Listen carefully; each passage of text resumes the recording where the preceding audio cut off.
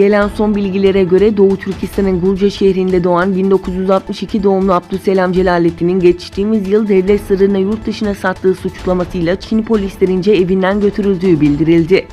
Uygur Adliye Arşivlerine göre Doğu Türkistan'daki Şincan Üniversitesi Yüksek Teknoloji Enstitüsü Müdür Yardımcısı olan profesörün 2000'li yıllarda Japonya'da Hokkaido Üniversitesi'nde lisansüstü eğitimi aldığı belirtildi.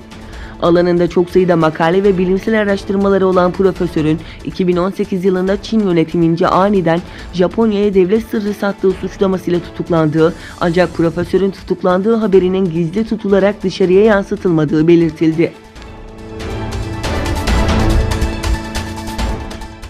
ABD, Çin'e uygulamayı planladığı ve 15 Ekim'de yürürlüğe girmesi gereken gümrük vergisi artışını askıya aldı.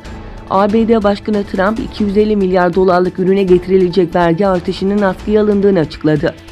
Ayrıca Çin Devlet Başkan Yardımcısı öncülüğündeki heyetle yürütülen müzakerelerin ardından Beyaz Saray'da yaptığı açıklamada, iki ülkenin vardığı anlaşma kapsamında yıllık 250 milyar dolarlık ihracat kalemindeki gümrük vergilerinin %25'ten %30'a çıkarılması öngörülen tarife artışının ertelenmesine karar verildiğini belirtti. Hong Kong yönetiminin 4 Ekim'de başlattığı maske yasağına rağmen göstericilerin çoğu maske taktı.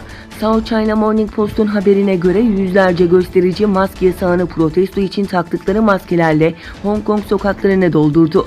Prince Edward ve Wan Chai bölgesinde toplanan bir grup protestocu, polisin göstericilere yönelik şiddete son vermesini istedi. Arap Birliği'nden Türkiye'nin Suriye'nin kuzeydoğusuna yönelik başlattığı Barış Pınarı Harekatı'na ilişkin kabul edilemez ifadelerin kullanıldığı bir açıklama geldi. Arap Ligi Genel Sekreterliği görevinde bulunan Mısırlı siyasetçi Ahmet Ebu Gayt, Türkiye'nin terör örgütü YPG-PKK'ya karşı gerçekleştirdiği sınır ötesi operasyonla ilgili bir Arap devletinin toprağını işgal ve egemenliğine saldırıdır ifadesini kullandı.